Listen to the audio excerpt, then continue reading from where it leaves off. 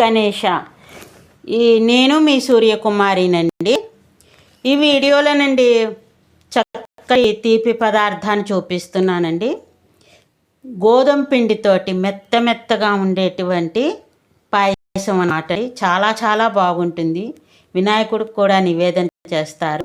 మరి ఆ పాయసం పేరు, ఆ పాయసంలోకి వెళ్ళేటి ముందర కొత్త వాళ్ళందరూ కూడా సబ్స్క్రైబ్ చేయండి, పక్కనున్న బెలకాన్ని నొక్కండి.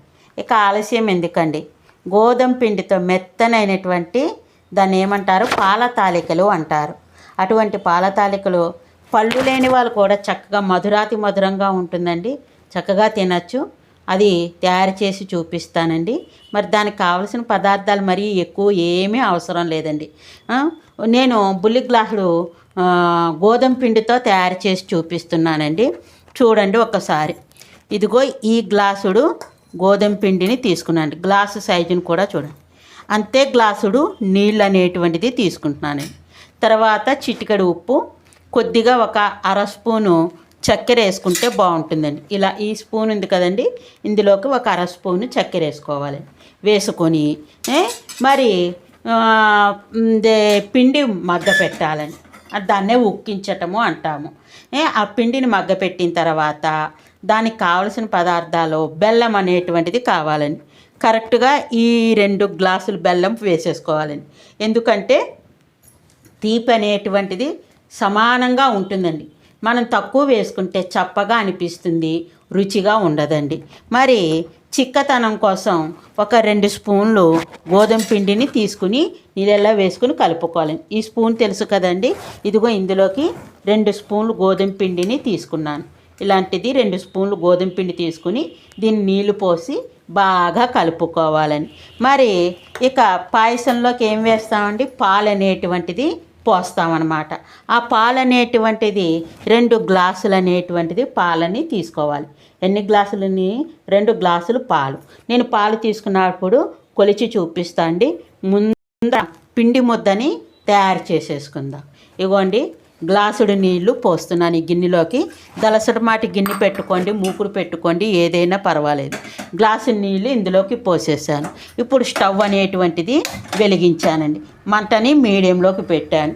ఇదిగోండి, మీకు చిటికెడు ఉప్పు అనేటువంటిది వేస్తున్నాను, చూపిస్తాను. చిటికెడు ఉప్పు రుచికి వస్తుందన్నమాట.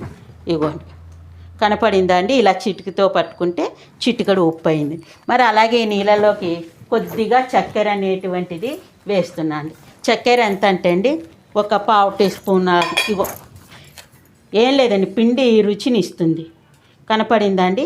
ఈ చక్కెర పెసరని, బెల్ల పెసరైనా వేసుకోవచ్చండి, చక్కెరే వేసుకోవాలని లేదు.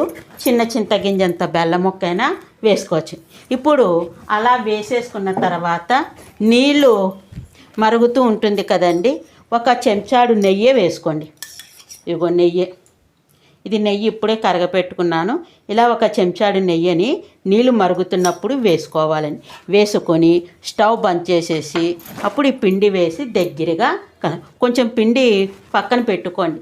కొంచెం పలచగా అనిపిస్తే మరి కొంచెం పిండి వేసుకొని దగ్గర చేసుకోవడమేనండి. మరి నీళ్ళు మసులుతూ ఉండగా మరి వినాయక చవితికి ఎక్కువగా ఏమేమి చేసుకుంటా అంటే అండి, పాల తాలికలు అనేటువంటిది. రెండోది దాన్ని ఏమంటారు, ఉండ్రాల పాయసము. ఇక కుడుములు, కొబ్బరి లస్కోరాతోటి జిల్లేడికాయలు, తర్వాత ఇక పులగం, పరవానం, పానకం, వడపప్పు, చనివిడి, పళ్ళు, ఇలాంటివి నివేదన చేస్తామని. అయితే ఇందులో పారమార్థికం ఏమిటనేటువంటిది మనం గ్రహిస్తే, వర్షాకాలం శీతాకాలంలో జీర్ణశక్తి అనేది చాలా తక్కువగా ఉంటుందండి. అందువల్ల మన ఆచార వ్యవహారాల్లో పెట్టేటువంటి కుడుములు అవి ఆవిరి మీద ఉడికిస్తామండి. ఆవిరి మీద ఉడికించటం వల్ల డైజెషన్ అనేటువంటిది తొందరగా అవుతుంది, అంటే అరుగుదల అనేటువంటి అరిగిపోతుంది అనమాట, తొందరగా అనమాట అండి. తర్వాత శరీరానికి కొంచెం వేడిని పుట్టించే బెల్లము ఇటువంటివి వాడుతూ ఉంటాం అనమాట అండి. మరొక వీడియోలోనండి బెల్లం కుడుములు అనేటువంటిది కూడా చేసి చూపిస్తా అండి. ఇప్పుడు మనం గోధుమ పిండితో, బియ్య పిండిది ఎలా ఉన్నా గోధుమ పిండి రుచి వేరేగా ఉంటుంది.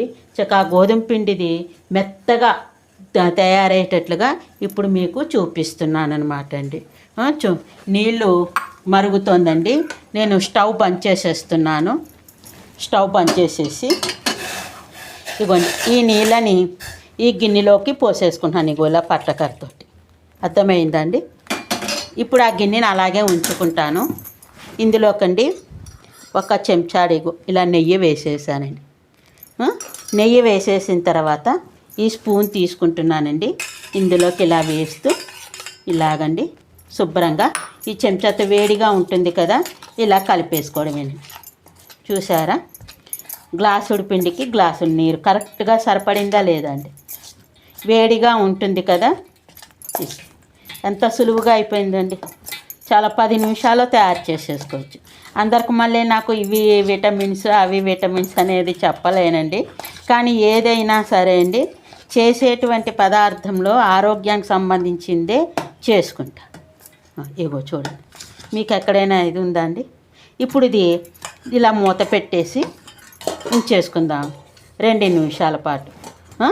అయిపోయిన తర్వాత మనం ఏం చేయాలంటే అండి, ఈ గిన్నెలోకి ఇగోండి గ్లాసు కొలత కావాలంటే ఇగో ఇలాగా చూశారు కదండి, 2 గ్లాసులు అయినట్టే నేను తీసుకున్నది. ఇంకొంచెం ఇగోండి, నేను మా ఇంట్లో కొంచెం తీపి ఎక్కువ తింటాను, చిన్న ముక్క ఎక్స్ట్రా వేసుకుంటున్నాను. 2 గ్లాసుల నిండా బెల్లం వేసేసుకుని, కొంతమంది ఒక చెంచాడు చక్కెర వేసుకుంటారని, అది మన ఇష్టంతో కూడుకుంటుంది. నేను 2 గ్లాసులు నిండా వేసేసి ఇంత బెల్లం ముక్క ఎక్స్ట్రాగా వేసుకున్నాను అనమాట. ఇప్పుడు నీళ్ళు అనేటువంటిది ఎంత పోసుకోవాలి అనేటువంటిది ఏమిటంటే, దీంతో ఇగో ఈ గ్లాసుడు వచ్చింది కదండి, ఇంకో గ్లాసుడు కూడా పోసుకోవచ్చు. పోసుకుని అప్పుడు స్టవ్ వెలిగించటం అనేటువంటిది మీకు చూపిస్తానన్నమాట. ఇగోండి మెత్తగా వచ్చింది. ఒక చెంచాడు నెయ్యి వేసుకొని కొంచెం గోధుమ పిండి ఇలా జల్లుకొని నేను మెత్తగా ఇలా కలుపుతున్నాను. చూసారండి, మీరు ఇలా కలుపుకుంటే చాలా సాఫ్ట్గా వస్తుంది. ఎలాంటి వాళ్ళకైనా గట్టితనం అనేటువంటిది ఉండదండి. మరి అయితే కొంతమంది జంతికల గొట్టంతో చేసుకుంటారు, కానీ అలా కాకుండా ఇంచక ఇలాగా నెయ్యి తడి చేసుకుని, స్వీట్ కదండి నూనె కంటేను, మనం ఇలాగా పాలకాయలాగా ఇలాగా పొడవుగా చేసుకోవడమే. అంటే అన్నీ ఒకలాగే రావాలని లేదండి. కొన్ని చిన్నవి, కొన్ని పెద్దవి, కొన్ని రౌండ్గాను అలా వేసుకుంటే ఆ పాయసం చూడడానికి కూడా అందంగానే ఉంటుందండి. ఇలాగ చూసారా, నేను మీకు ఇంకో 4 చేశాక చూపిస్తాను. ఇవ్వండి ఇలా నలిపేసుకోవడమేండి. మన చేతితో చేసుకుంటే చాలా హ్యాపీగా మళ్ళీ కొంచెం ఇలా రౌండ్గా చేసుకుని ఇలాగండి అలా మళ్ళీ 4 ఇలాగ పొడవుగాను ఇలా చేసుకోవడం వల్ల పిల్లలకు కూడా చూడడానికి బాగుంటుందండి. ఇదంతా పూర్తి అయిపోయిన తర్వాత అండి, ఇలా చేసుకునే ముందర నీళ్ళు 1 గ్లాసున్నర నీళ్ళు లోపు పోసండి. ఆ గ్లాసున్నర ఏంటంటే అండి, ఇగో ఈ గ్లాస్ కనపడిందండి మీకు, ఈ గ్లాసుతోటి గ్లాసుడు నిండా పోసి ఈ సగానికి పోసండి. అయితే ఇప్పుడు బెల్లం కరిగించుకోవాలి కదా, బెల్లాన్ని అలాగా వెలిగించుకున్నా అండి. సమానమైన మంట పెట్టాను. అది కరిగే లోపల ఇవి తయారు చేసేసుకోవడం జరుగుతుందన్నమాట. అంటే పని సులువుగా అయిపోతుందన్నమాట అండి. అది సంగతి. ఇదిగోండి బెల్లం బాగా కరిగింది. ఇగో ఇలాంటి చూడండి, అదిగో ఇప్పుడు స్టవ్ బంద్ చేయట్లేదు. దీన్ని ఇలాగా ఈ ఉండలు చేసుకున్న గిన్నెలోకే ఇందులోకి ఇలాగ వడకొట్టుకుంటున్నాను.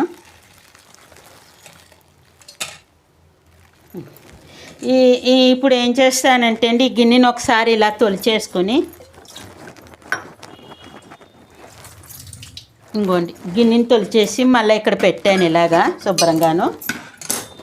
ఇప్పుడు ఈ నీళ్ళని ఇందులోకి వేసేసుకుంటున్నాను ఇలాగా. ఈ బెల్లం ముక్క ఇంకా కరగకపోయినా పర్వాలేదండి, ఇంకో దానికి ఏదో ఉపయోగించుకుంటాను, పర్వాలేదు.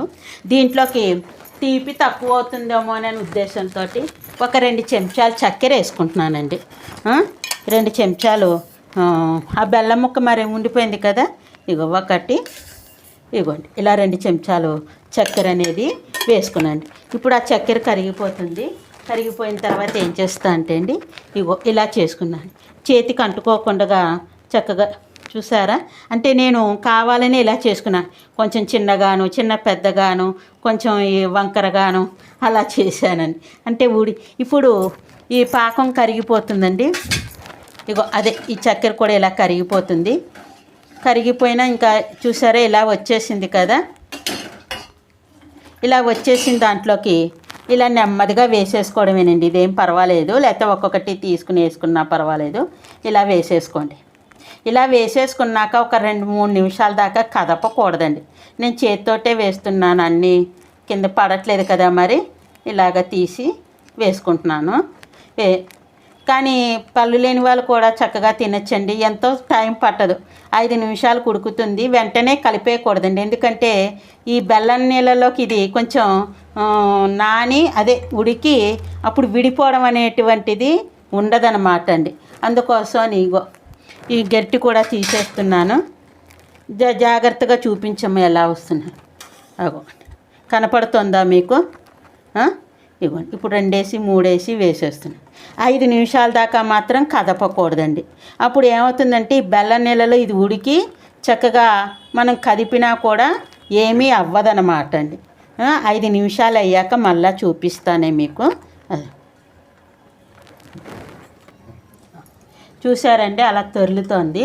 అయితే నేను మీకు బెల్లం నీళ్ళు వడకొట్టేసిన తర్వాత ఈ ఉండలు వేసేసాను కదండి, పాల తాలికలు వేసేసిన తర్వాత నేను ఈ గ్లాసుడు నీళ్లు పోసానండి. కరెక్ట్గా మళ్ళీ ఈ గ్లాసుడు నీళ్లు పోసి ఇలాగా పొంగించుకున్నాను. చూసారండి ఇప్పుడు విడిపోమంటే విడిపోతుందా, చక్కగా బెల్లం పాకంలోకి ఉడికిందండి. అయితే ఇప్పుడు ఏం చేయాలి అని మీరు ఈ యొక్క నేను మరీ చిక్కతనం అయితే మా వారు తినరండి, కొంచెం పల్చగా ఉండాలి. అందుకోసమని గ్లాసుడు ఈ యొక్క చెంచాడు పిండిని, గోధుమ పిండిని ఈ నీళ్ళలో ఇలాగా కలిపేసుకున్నాను. చూసారండి, ఇది కూడా ఒక గ్లాసుడు అంజాయింపుగా కలుపుకొని పోసుకోవచ్చు. ఇలా పోసేస్తున్నాను. ఇలా పోసేసిన తర్వాత ఒక పొంగు రానిచ్చుకోవాలండి. ఇలా చూసారా, ఇలా కలుపుతూ ఇంకా విడిపోదులండి. ఇలా కలుపుతూ చక్కగా చిక్కతనం వస్తుంది. ఇలాగా కలుపుతూ ఉండాలి. అంటే మరీ కలపక్కర్లేదు, అడుగంటకూడదు. మరి ఎందుకంటే పిండి వేసాం కదండి, గోధుమ పిండి అయినా బియ్యం పిండి అయినా ఏ పిండి అయినా సరే మనం కలుపుకోకపోతే అడుగంటుపోతుంది. మాట తడబడిందండోయ్. అదే ఇప్పుడు చూసారా ఇలా వస్తుంది. ఇలా చిక్కతనం, ఇంకా చిక్కతనం కావాలనుకున్న వాళ్ళు నేను మొదట చెప్పాను కదా, 2 స్పూన్లు పిండి కలుపుకుంటే గోధుమ పిండి నీళ్ళలోను తర్వాత పోసుకోవచ్చు అని చెప్పాను కదా, అలా 2 స్పూన్లు కలిపేసుకోండి. కొంతమంది చిక్కగా తినరు, అందుకోసం కొంచెం పల్చగా తింటారనమాట, ఇలాగ జ్యూసీగాను. ఇప్పుడు ఇందులోకి ఏం చేస్తంటే అండి, బాగా ఒక 2-3 పొంగులు రానిచ్చాక పాలు పోస్తాను. ఈ గ్లాసుడు పాలు పోసి ఒక పొంగు రానిస్తాను. ఒక పొంగు రానిచ్చాకండి మళ్ళీ ఒక గ్లాసుడు చిన్న కొబ్బరి చెప్పు ఉంది, కొబ్బరి పాలు తీసుకున్నానండి. మీకు ఇంకా డౌట్ అయితే ఆ కొబ్బరి పాలలోనూ చిన్న వేసానా లేదా అని ఇంత దాని మొక్కజొన్న పిండి ఉంటుంది కదండి, కలిపేసి పోస్తే ఏమా టేస్టీగా ఉంటుందండి. మొక్కజొన్న పిండి లేకపోయినా పర్వాలేదు, పోసేసి కలిపేసి ఇలాచీ పొడి వేసి కట్టేసుకుంటే సరిపడుతుందనమాట. అవన్నీ కూడా మీకు చూపిస్తాను. ఇదిగోండి చూసారా, చిక్కగా వచ్చేస్తుంది. ఇంకా చిక్కగా అయిపోతుంది కూడా. అందుకోసం నేను చెంచాడు పిండినే కలుపుకున్నాను, పెద్ద చెంచాడు పిండి కలుపుకున్నాను. ఇప్పుడు పాలు నేను ఇన్ని పాలు పోయానండి, చూపిస్తున్నాను మీకు. ఇగో ఇన్ని పాలు పోసాను కదా, ఈ పాలు ఉంచేసుకుంటున్నాను. పాలు మీ ఇష్టం అండి, చూసుకుని పోసుకోండి. అయితే నేను కొబ్బరి వాసన మంచిగా ఉంటుందని కొబ్బరి చిప్ప చిన్నది ఉంటే, అంటే మరీ ముదురుది కాదు మరీ లేతది కాదు, చక్కగా బాగా ఆడుకొని ఇలాగా పాల కింద తీసే. అయితే దీంట్లోకండి ఒక చిన్న చెంచాడు ఉంటుంది, దీన్నే మొక్కజొన్న పిండి అంటాము తెలుగులోను, లేకపోతే ఇంగ్లీష్లో కార్న్ ఫ్లో అంటారు కదా, అదండి. ఇగో ఈ పిండిని వేసేసాను కదా, ఇలా ఈ పిండిని వేసేసి దీన్ని శుభ్రంగా ఇలా కలిపేసుకోండి. చూసారా, అంటే ఈ కొబ్బరి పాలు మంచి రుచికరంగా ఏర్పడుతుందన్నమాట అండి ఈ పిండి వేయటం వలన.